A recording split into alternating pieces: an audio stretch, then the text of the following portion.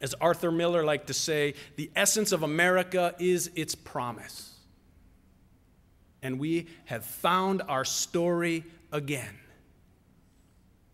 It is a story bound together by faith in a universal brotherhood and sisterhood of all humankind, which we continue to achieve step by step, stage by stage, way too slowly.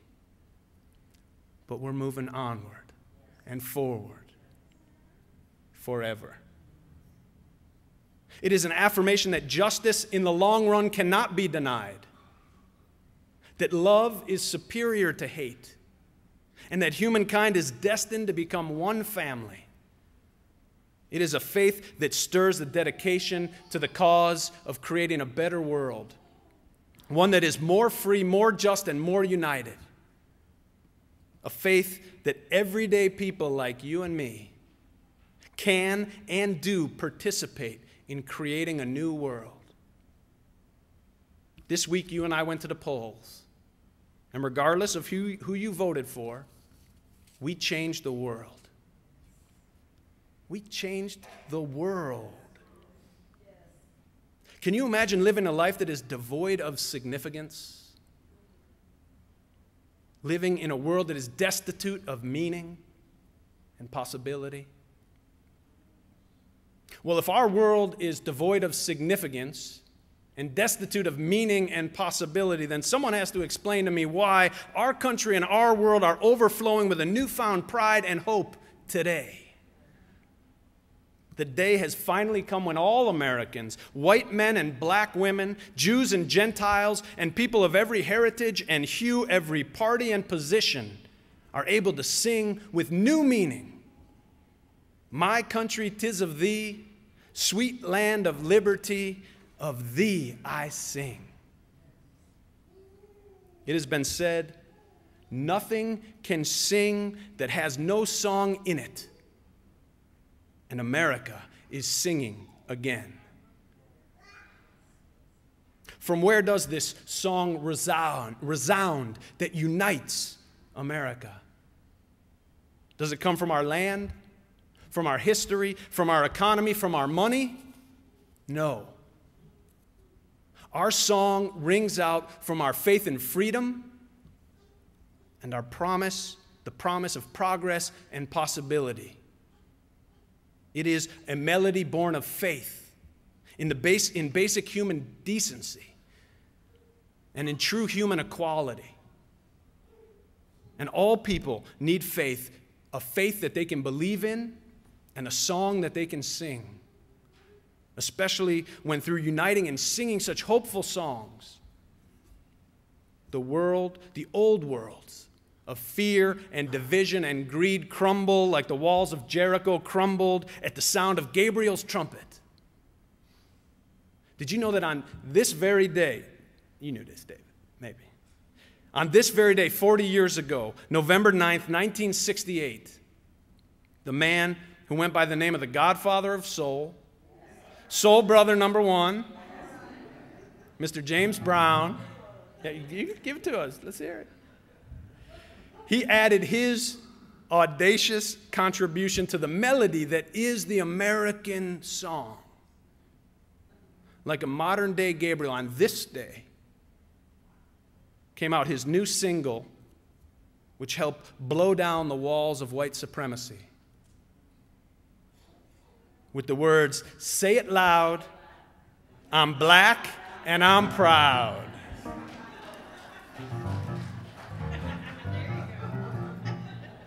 Yeah.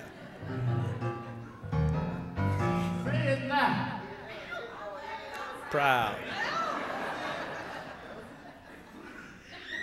And after this election, we might all feel like singing, "Say it loud, I'm American and I am proud."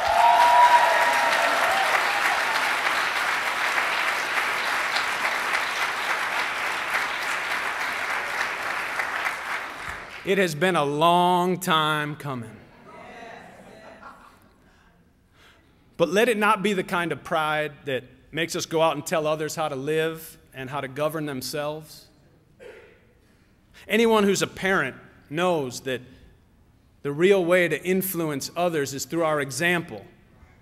You can say all you want, but it's what you do that they're watching. For too long now, we have been acting like parents who say one thing while we do another. We heard a stirring inaugural address by our current president, filled with all kinds of platitudes and possibilities that lay wrecked on the floor of America today. But because we've been saying freedom while taking away civil liberties. We've been saying justice while advocating torture. And while perpetuating indefinite imprisonment without a trial. We've been saying leave no child behind while leaving too many children without medical insurance or good schools. And saying we're pro-life while engaging in capital punishment and a war of choice and restricting scientific research. And allowing genocide in Darfur. But we've been given another chance to be America today. To lead by example and to earn back the admiration of all the people of the earth. And it will take each and every one of us to keep this country accountable to the ideals and the promise that make this nation grand and make what's happened and what's happening possible. Many people wonder, what is the source of this faith and hope that makes people dream? That makes people dream and has given people the courage to fight through the night and to die for what's right. The source is a living spirit that resides within the mystery of life. A spirit that some prefer to remain nameless, to leave nameless, but others call God. By whatever name, there is a spirit alive in the world over which death has no dominion, a light which no darkness can extinguish. It may have many names and many expressions, but the most universal of these is love. Not the love of Hollywood movies, but the love which stirs the hearts of poets and prophets, the love that's echo is heard in great music, that causes us to dream, the love that moves us to long for the impossible and gives us the courage to attain it. The love that A. Paul Davies said makes and breaks and shapes the world.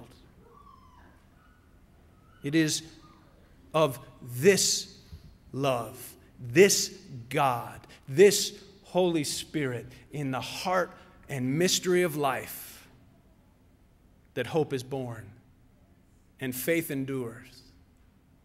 Upon whose wings civilizations rise and great leaders are fashioned.